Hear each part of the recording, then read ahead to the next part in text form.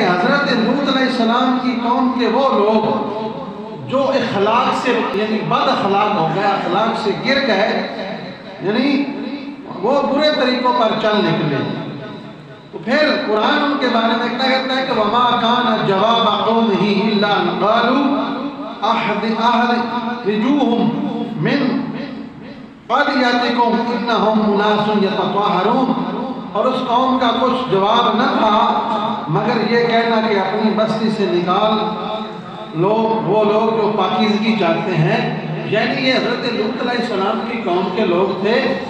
اور یہ کہتے تھے، یہ بد اخلاق طریقے پہ چل پڑے، غلط رستے پہ چل پڑے، یہ کہتے تھے کہ ہمارے معاشرے میں لوط علیہ السلام کے جتنے خاندان کے لوگ ہیں یا ان کے ساتھ جو معاون مددگار ہیں ان کو یہاں سے نکال دیا جائے، یہ بڑے پاک باز بنتے ہیں، یہ بڑے نمازی پرہیزگار بنتے ہیں، یہ بڑے نیکی کا اظہار کرتے ہیں، تو لہذا ان کو یہاں سے نکالا جائے۔ چاہیے تو یہ تھا کہ وہ کہتے ہیں کہ جو گندے ہیں، بد اخلاق ہیں، بد کردار ہیں، ان کو یہاں سے نکالا جائے۔ انہوں نے نیک لوگوں کو یعنی نکالنے کی کوشش کی، یہ قرآن بیان کر رہا ہے، تو اللہ فرما رہا ہے کہ ایسے لوگوں کا ٹھکانہ جہنم ہے۔ اور وہ لوگ جو ہیں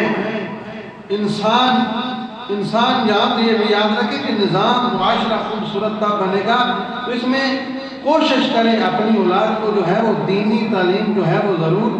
دیں اور ان کو دین سکھائیں، خود بھی دین جو ہے وہ سیکھیں۔ تو یہاں آگے انسانی زندگی کے